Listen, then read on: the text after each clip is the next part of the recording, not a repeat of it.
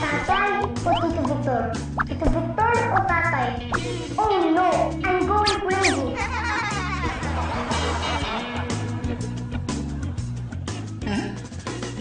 Ang mahal pala ng bulaklak.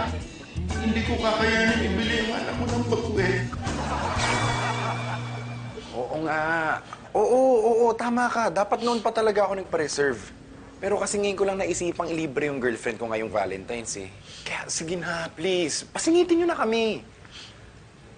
Hello? Hello? Ako lang ang walang problema rito. Grabe ako. Sobra ako.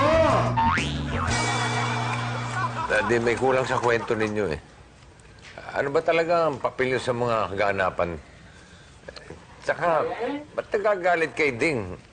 Na para bang may karapatan kayo na utusan siya na kung sino ang dapat na maunang kumausap kay Mami? And lastly, bakit si Edward agad-agad ang dapat makausap ni Mami? Basta, Victor, sakyan mo na lang. Anong sasakyan ko? Jeep, bus, tricycle, kabayo? At wag ka ring piloso po.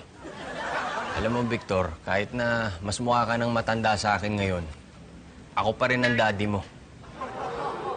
Sa dinami-dami nga ng Valentine's na nagdaan eh. Hindi mo man lang ako niregaluhan kahit isa.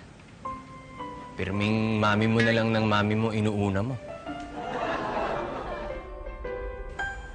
Tapos konting butas lang ngayon sa kwento. Questionin mo.